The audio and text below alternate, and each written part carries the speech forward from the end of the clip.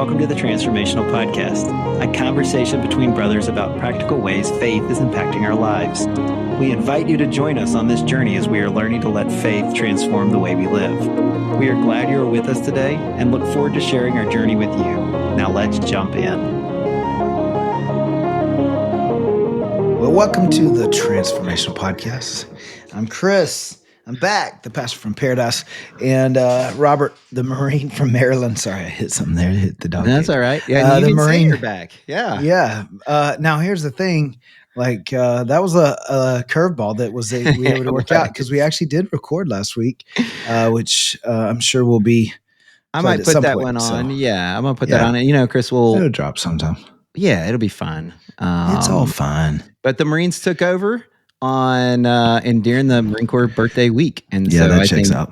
That was I think it was very appropriate. Hey, Robert, look, I even have an edible crayon here. Just there you go. Celebrate the birthday. I'm saving it for a special time. Did they hand those out at the Marine Corps ball? No, they didn't.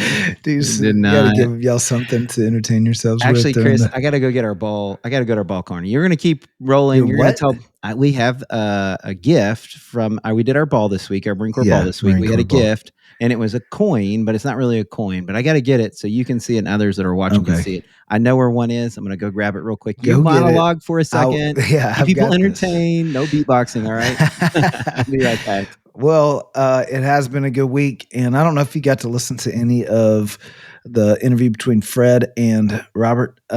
What's funny, Robert doesn't know this, is that when I met Fred was Robert's roommate, I thought Fred was a really cool dude. And I remember thinking Robert didn't have the best of friends in high school just because there weren't a lot of guys around his age that he just got real close with that were solid influences. But I remember meeting Fred and his other roommate, Jeremy, and thinking, he finally has a crew. Yeah. And so it was really great, guys. Love getting to hear Fred's story this last week. It was awesome, man. And love the fact that you led him astray. Now, what's really funny is you talk about wanting to live in the gray or on the edge of the gray, which is hilarious because I know what you're going to say. I don't know if that was so much the case when we were growing up. But no, I'm not really sure when that. I'm not sure when that happened. I think I was definitely Mr. Rule follower early on, and now I'm. Dude, you were such a tattletale. Well, hey, you had it coming. Anyway, okay, Chris, here, check this out. Oh my gosh, they gave that out. That was your Marine Corps. That was the coin. That's the coin. That's not a coin. Years. And if you look at it real close, that's all of the aircraft that are here at the MAD is Marine Aviation Detachment. So that's what that is. Now they did two sides on this, which makes it even cooler. Okay, that side looks really cool. Yeah, let's see if it'll focus. Yeah. Anyway, it may not. That's focus, pretty funny. It's funny that y'all embraced the edible crayon. Hey man, you got to keep people guessing, and I think that's part hilarious. Of it. So fun. Yeah. So it was good. I got to see some pictures of you and Hillary from the ball. Yeah. And so super fancy, super fancy uniform, all the things.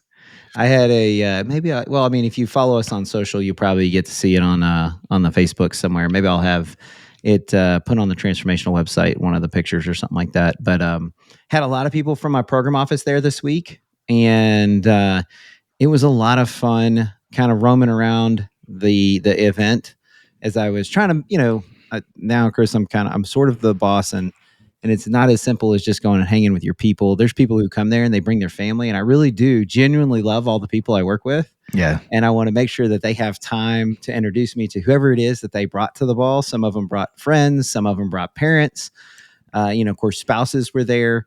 Yeah. Kids. And so for me, it was just a really genuinely good time to not just reflect on 250 years of the Marine Corps, as we like to say, Marine Corps dominance. But no stress. It was more fun for me to go around and spend time with the folks that I work with, and especially the people who enable their success. Most of these folks that they brought to that ball are people that enable their success. It was just a great opportunity. Annabelle was the only one who wanted to come, which is why you saw the picture. The other two were like, it seems like it's going to be kind of boring. And so you're saying Josh didn't want to get dressed up and he enjoys getting dressed up, man. He likes to find new things in life. He just was last year was a little boring, and he's like, I don't know, I want to do that again. Yeah, and then tell me this: did you have a ball? I had a ball. You know what else? You know what else had happened? Because I think Did you boot Scoot and Boogie? I don't think I did. I don't think that was actually the music being played, but I did get out there and dance to the point of maybe slightly embarrassing my daughter. But I tried. That's I did my best. Exactly where you need to live. I know, and keep everybody guessing. That's the point. Man, you threw me off. What was I going to say? Oh, I know what it was. I had some folks come to our table that I used to work with, and they know that I'm like celiac, and so I have a hard time eating certain things, and so no birthday cake for me normally when we go to these events. Yeah. But she has a kiddo who's like extremely, allergic to wheat and that kind of stuff, celiac. She brought me and Annabelle 6 gluten-free cupcakes that were absolutely delicious. There you go. I mean, homemade, or she buy them somewhere? Homemade. All right. Homemade. I mean, like just tons of icing and everything like that. So, Chris, it was a good week. It was a weird week. It's a weird week because you get a few extra days off and you still feel like you have to get everything done. And so Wednesday feels like Monday, and then Friday feels like Saturday, but it's really Friday. I mean, it was all over the place. You're only a week away from another week like that. You realize that? I know. And next week, Chris, I'm going to be, we should probably record early next week. But anyway, I'm going to a youth conference. They're going to do youth fall retreat. Okay. And I'm going to be one of the chaperones. So that'll be interesting. There we go. That'll, I don't know. It's been funny to watch the way the Lord is working and using this. It was an act of obedience in what I felt God was saying, calling me to do kind of in this season of life, because each season is different. Each season he calls me to do various things, different things. And I felt like he said, all right, hey, this is an opportunity, kind of open a door. I've stepped into it. And it's been neat to see how he's working in and through me and around me. And trust me, Chris, you know me well enough to know that if he's working in these youth life, it's all because of him. He's got a good clay to work with. It's all good. Yeah. So anyway, been a good week. What's up in your life? We could probably talk mine all day. I mean, we didn't have a ball, but we had a good time. So it was Give a good that week. To the Marine Corps. One time though, we're gonna get you up here and you're gonna go to a Marine Corps ball. Wait, I'm allowed to go to a Marine Corps ball? Yeah, man. Oh. Yeah, you are. Yeah, we got to get more people. We'll talk about that next year. Okay, we'll see. We'll do that next year. We'll do a live, coming at you live from the Marine Corps. Nope. Robert is currently on the dance floor. Yeah, that's a hard no, Chris. Okay. But it was a good week all in all. It's the time of year where we're trying to get things ready for the new year while wrapping up the old year. So it's just like any other world of business that you have to get budgets ready. You've got to prepare. We're working that too.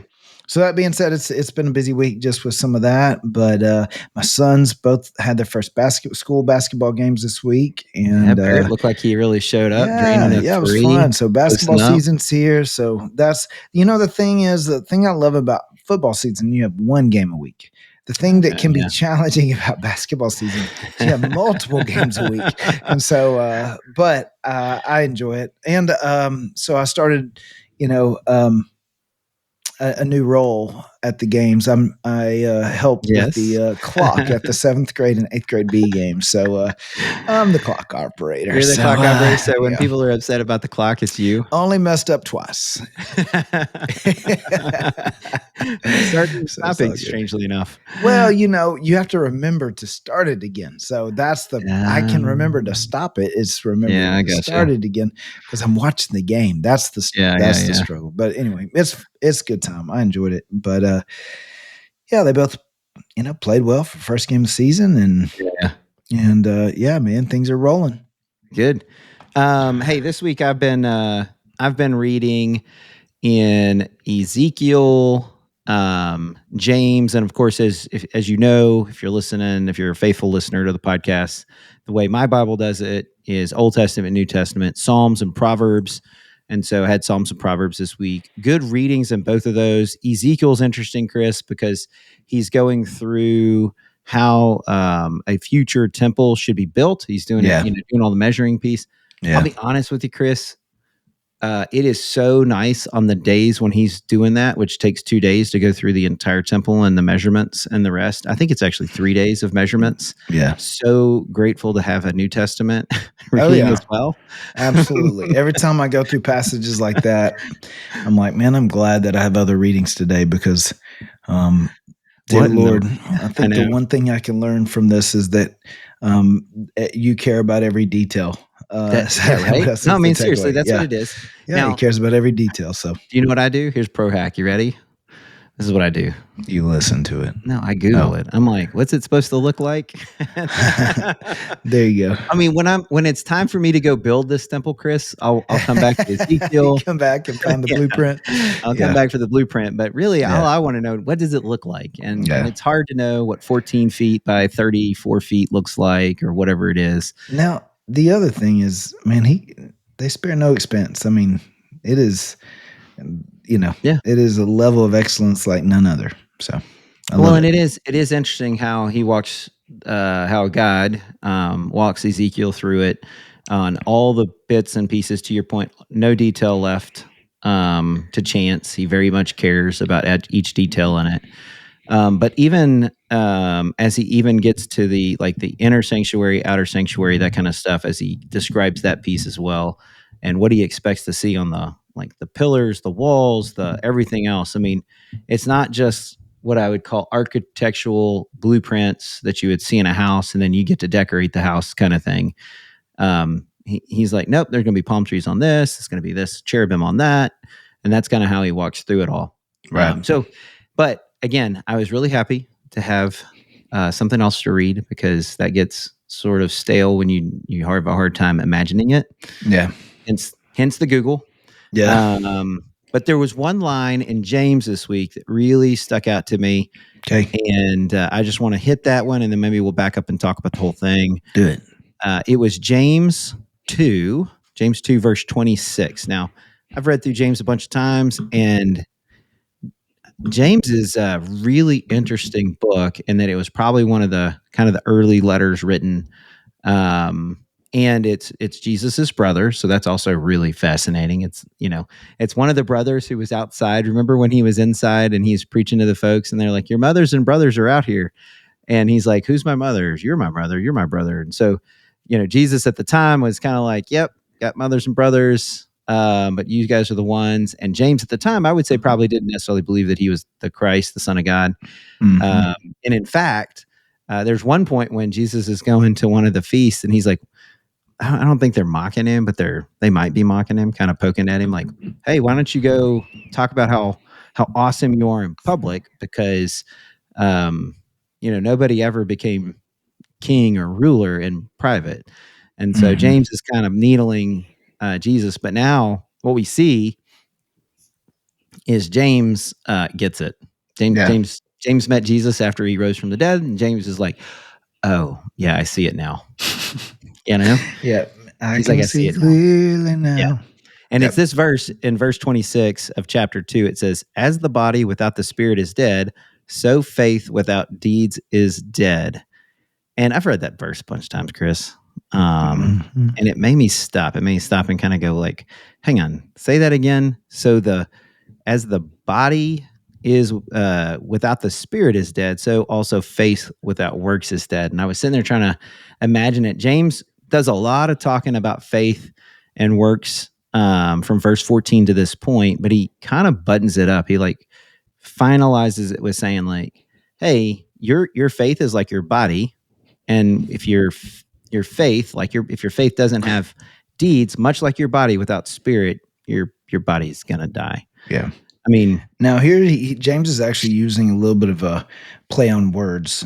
Yeah, I was curious. Okay, because the word for spirit is also the same word for breath. So pneuma, right? Nice. Okay. Pneuma. So he's saying here that the body without the spirit, or without the spirit of life, the breath of life, Mm-hmm. right? He's saying basically, hey, it's the breath of life that gives your body physical life, right? Yeah. And it's your works that keeps your faith alive, that fuels your faith, that enables your faith to do what it was designed and created to do, and that's and that's that whole process of sanctification. Faith is not just for justification, which means that it's not just for getting you into heaven. Justification, the easy way to say it I've heard, is just as Okay. if I've never sinned, right? It's we are justified Okay. through faith, that because of what Jesus did for us on the cross, and our faith in Jesus, we are now saved, and our lives are just as if we had never sinned in the spiritual heavenly court of law, because when he looks at our sins, he sees it's already been paid for by the blood of Jesus. So, Yeah. justification. Sanctification is the process of becoming who God designs us to be. It's the working out our, as the way Paul says it in Philippians, working out our salvation through fear and trembling. It's allowing our faith to take work in our everyday life. Because here's the thing, faith in Jesus was never meant to be a destination, but the beginning of a journey that transforms us. That's hence the name of our podcast, that transforms us over time. It transforms the way we live, because sin is when we put faith in our own way over God's way. Salvation comes when we go, I recognize my way's wrong, that my way leads to death. I don't want that anymore. And it's a transfer of faith from my way to God's way. So I come back to this, and he says, faith without works is dead without good works. You don't gain faith through good works, but your good works gives your faith the ability to do what it was intended to do in your life. And it gives life to your faith. It's, in essence, when you compare it to breath in the physical body, it brings life to your faith, that your faith can do what God intended to do in your life. I want you to hit that again. I think that's the piece. So that's actually, I think, what made me stop and kind of like go, okay, wait a second, and just think more deeply about this one. Is it was that idea that you just said that faith that works was supposed to be that breath that gives your faith life. Is that kind of the way you just said that? Yeah. It helps bring life to your faith. It gives your faith the new life that God intended your faith to give you, to walk in, to experience, right? And so here's a lot of people like to talk about this passage and go, is James saying that, that to have faith works is required? We're like you required to have have faith, or faith through, that it's a, and no. What he's saying is it is a natural byproduct of actual faith. It is a natural. Now, can we back it up? Because really, to get this, because real got to quick, go back just a little bit before we do, just because I think that's actually what got me.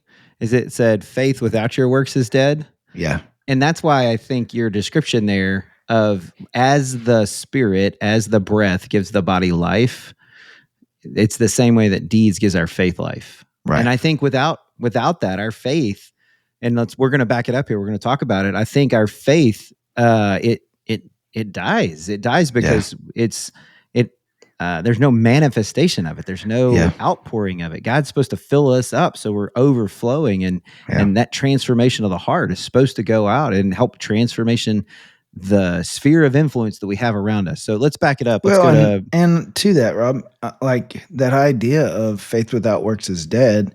It manifest. Those works manifest that faith in our life. I talked about this a lot this last week. You used to climb a bunch with Fred, and I've climbed some with in college. Got my own harness and climbing shoes and rope and all those kind of fun things. But here's the thing. I can tell you what that harness is rated for weight-wise, and I can tell you what the rope is and the carabiners, and I can tell you how it's supposed to work, and even the physics of, well, someone's on the bottom, they're belaying, and they're going to be able to stop me because of the physics of it, and here's how like I can get as scientific as you want about my knowledge. I'm glad you can. Well, I'm glad you can. I enjoy that stuff. I didn't need someone to help me get through physics. But you said that in the last podcast. Throwback. I like it. But here's the thing. It is not until I start climbing up the side of that rock and I get high enough that now when I fall, I demonstrate my faith. My faith has a life of its own because now it's not just knowledge about what it can do, it's now me truly putting the full weight of my trust in it. Yeah. Do you really have faith if you don't like sit down in the chair? Yeah, you can know as much as you want about that chair and the way it works and even how it's manufactured. You can watch other people sit in the chair, but it's your faith is only demonstrated. It comes to life when you put the full weight. Now, here's the other part. When you put your full weight, it comes to life because you get to see God come through. Yeah. It gives life to your faith because you're stepping out and going, Yeah, that's a good God point. doesn't come through. I know, right? But I trust him. I believe Yeah. him. He can do it. So Yeah. let's I had back one up of just a those. little Yeah, bit. let's back up. So James 2 verse 14 says, what good is it, dear brothers and sisters, if you say you have faith, but don't show it by your actions? He says, what good is it? He says, can that kind of faith save anyone? What does yours say there? I'm curious. Well, because I switched over to NET, I think it says the same thing. Yeah. Well, let me switch back to NIV because that's what I'm normally memorizing. And I think I've talked about that. I typically, it's kind of the same thing. He says, Yeah. can such faith save them? Yeah. And so here's the thing. He's going, is it even faith? If it's not changing the way you live, you need to probably take an account of, did I actually trust him? Did I surrender my way for his way? Really, that's what he's saying here. Yeah, no, Is it's a that- check. It's absolutely a check. He's trying to say, hey, if you say you have faith but you're not doing anything, and that was one of the questions I had in my mind as I was reading this passage is, why do you think he even addressed this? Why do you think he wrote this down? I think he wrote it down because the folks at that time are no different than what we see today. You know, I'm a Christian, you know, because I was born in America, or I'm a Christian because I was born in a Christian family, or I'm a Christian because whatever, but their life is nothing more than like has a Christian stamp on it, right? And I think James saw the same thing then, which is really fascinating. Yeah.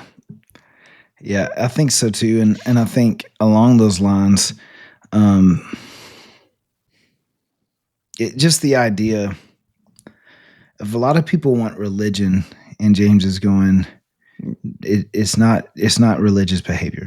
It's a relationship that changes you. And there's a coach that likes to say this sometimes, that coaches my kids. I love it. He says, if nothing, and he's talking about his faith. He goes, if nothing changes, then nothing happened.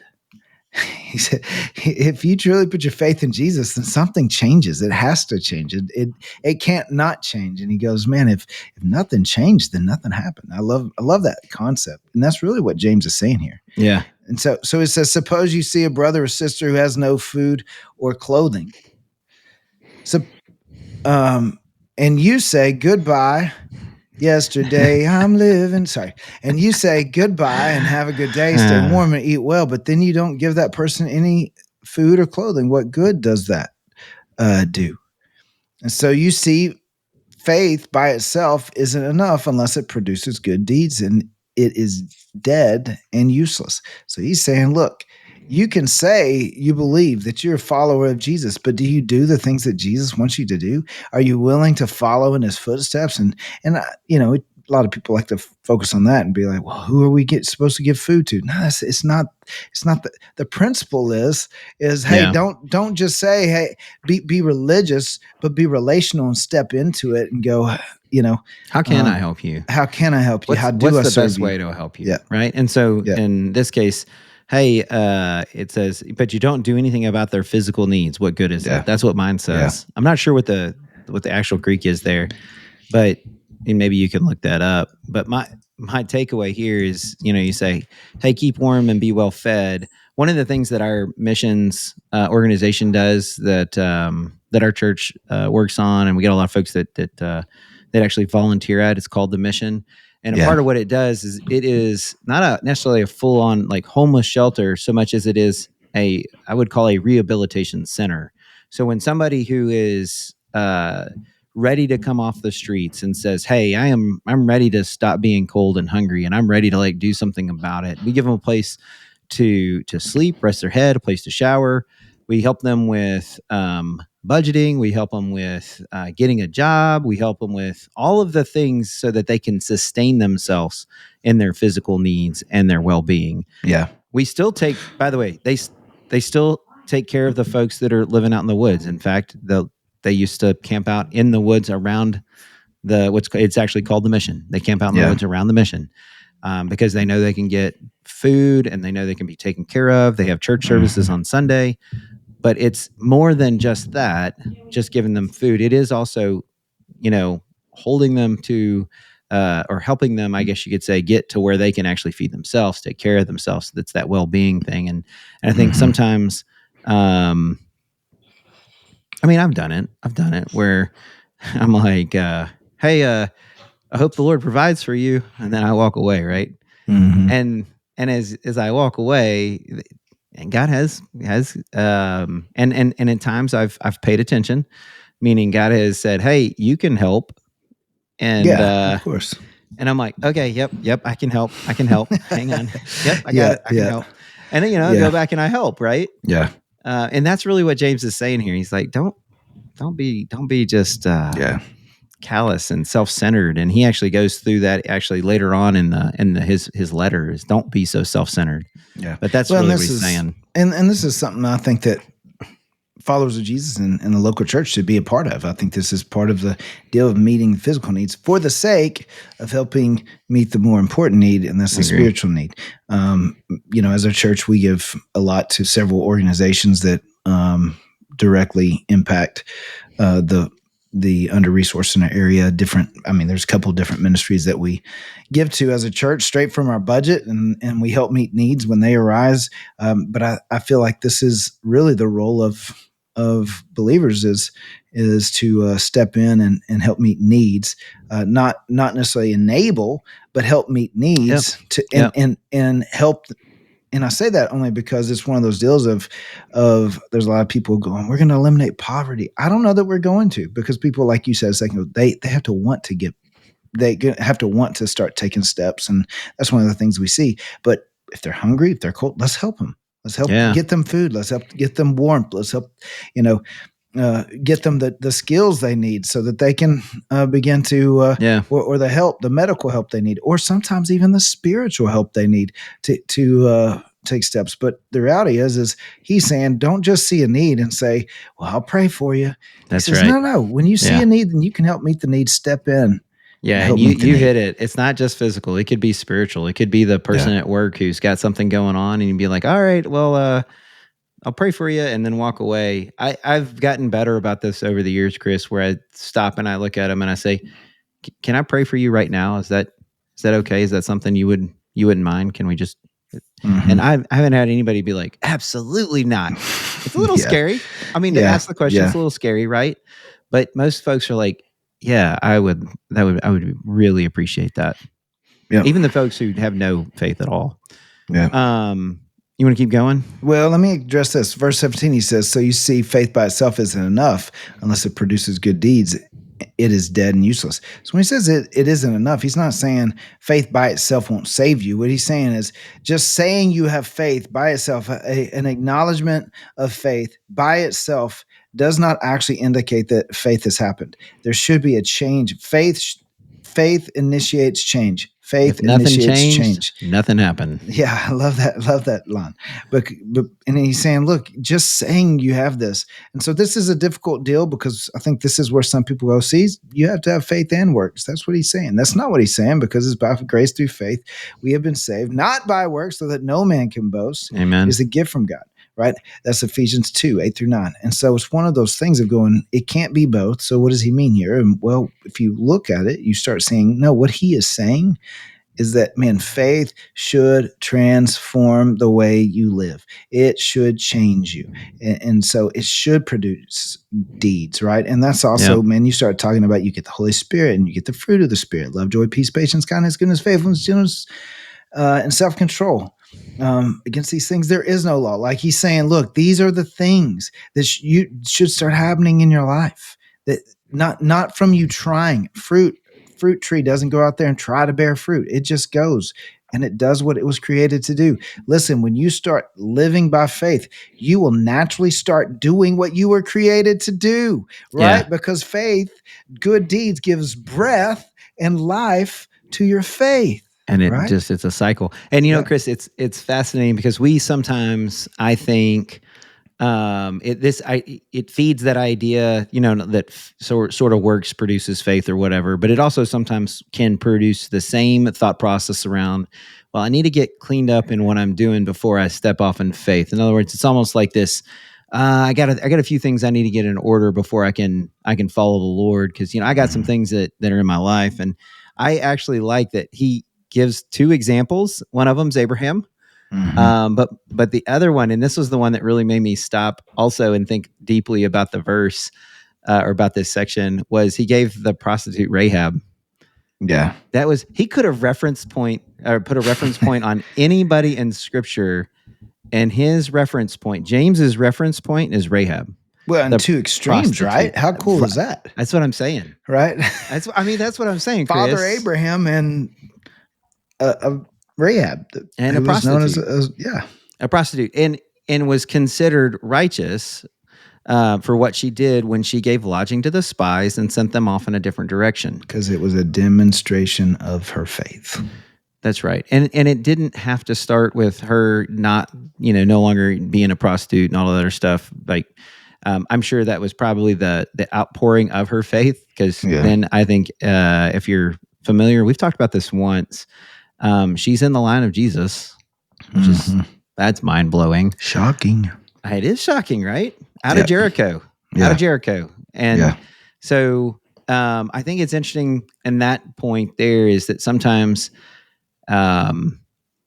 we get caught up in doing like acts of faith, like of service, because we get, I think, sometimes overwhelmed by our sin, and we should be, to a certain extent, aware of and repentant of our sin. We should be bringing that before the Lord constantly. He wants us to bring it before Him. He wants us to take it to nobody else but Him. And even James talks about, hey, confess your sins one to another, and you be healed. That's later on in this book.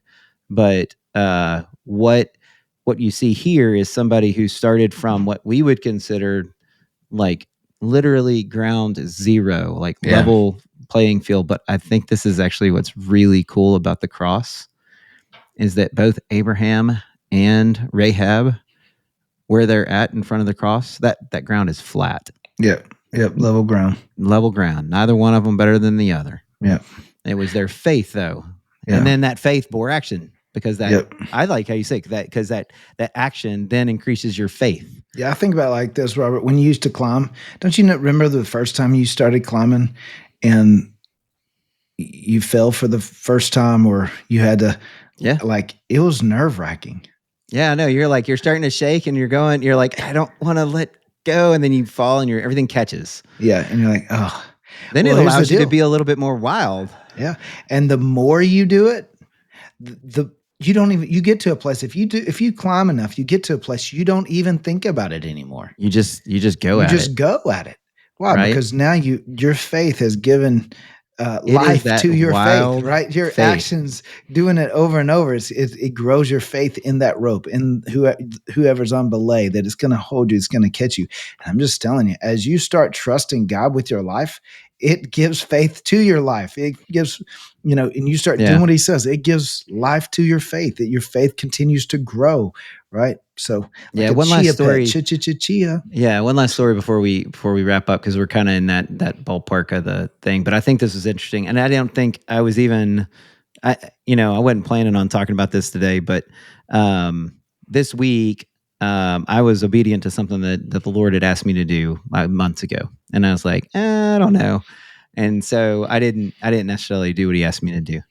And then when we were coming back from college for a weekend with my middle kid, I was like, what's that? Oh, the middle one. Yeah, the middle one. Just kidding. Yeah.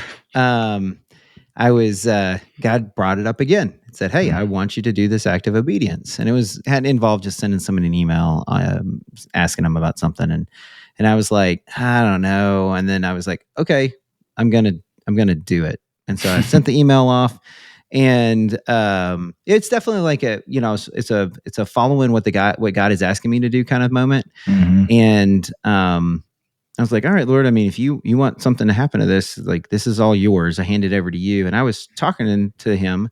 He called me back or called me and we chatted this week. And I told him, I said, I'm typically, if I feel like the Lord is calling me into something, I just go all in. I jump, I go all in, and then I just kind of see what happens. Now, that's not always the way it is, because then I said on this one, it took me twice because, I'm human and I was a little bit nervous. Yeah. Right? Yeah, of course. But I went all in, and Chris, it was nuts. As we began to develop a conversational relationship, and time will come on and we'll learn each other a little bit better as we go. He's a graduate of Texas A&M. Boop. Yeah. Was at the same bonfire I was at before I went to college. Oh, no. He's only a couple years behind me. He knows where our hometown is. He knows all this stuff. He knows. Wow. And I would no idea, Chris. He's behind you? But 2 years behind me in like his life, right? So like about my age. We would have been there at the same time. Probably. You'll have to tell me who it is later. We'll tell you later. But totally nuts, actually, the way it all played out. And I got off the phone, and you talk about how that act of faith, that being obedient to what God called us to do, then strengthens your faith. Mm-hmm. As I got off the phone, I had one of those moments where I have it every now and then where I'm like, I wonder what the Lord's going to do with us. Because this was clearly a him thing. I was obedient, and a lot of different things just pointed, connected. And I'm like, okay, like this was a God thing. And I even told him, I said, as I was getting off, I said, I'm very interested to see where the Lord takes this one. Because to me, it was 100% the Lord doing what he does. Mm-hmm. And so I think, we started with the idea, Chris, and it was the verse that really caught my attention here. And it actually caused me then to think more deeply about Rahab, and more deeply about Abraham, and then more deeply about why would he even write this to begin with? Mm-hmm. Who was he talking to, and why was he telling him this? It was that verse at the end that says, because he finishes it with this, he says, hey, as the body without the spirit is dead. In other words, mm-hmm. you can have a body, but a body without the spirit is dead. And in fact, the spirit is essentially the essence of who you are. It's the essence of your body in a lot of ways. It's that breath of life, that one breath begets another, and it gives you life to your body. Same way with faith. Without deeds, it's dead as well. Mm-hmm. And it is kind of like you said, I love that. If nothing changed, nothing happened. Mm-hmm. And I think it's a great opportunity for us to stop, pause, and to say, am I being obedient to what God's calling me to do? Mm-hmm. Is there fruit from my life? Is there action that's going mm-hmm. with my faith? And if not, do I need to take a minute and just stop and sit before the Lord and confess that sin and say, okay, I need a change? Or maybe you just need to kick your faith off. Because here's the deal, we talked about it, and I kind of shared with you at the end here, is that my faith couldn't be any more stronger to be obedient what God's calling me to do, because mm-hmm. I sent that one email. And I'm like, I don't know, Lord. And it turns out it was an absolute 100% God connection. Yeah. And I'm like, okay, I see it now. And so, I'm going to be probably more bold in the future. Still human, probably still a little nervous, but more bold in my faith in the future, because that one moment in time really did encourage, it strengthened, it gave life to my faith. So if you were going to wrap up, because we're about there, pastor this thing, Chris. Hey, listen, faith is supposed to change you. That's what James is saying. And there's certain ways that God wants us to live. And if we will just do it, our faith will grow through it. Amen. Thank you for taking time to join us today. Our prayer is that you are encouraged in your own journey as you let faith transform the way you live. If you enjoyed hanging with us today, let us know by leaving us a 5-star review and sharing our podcast with others. We look forward to discussing what God is doing in our lives in our next episode.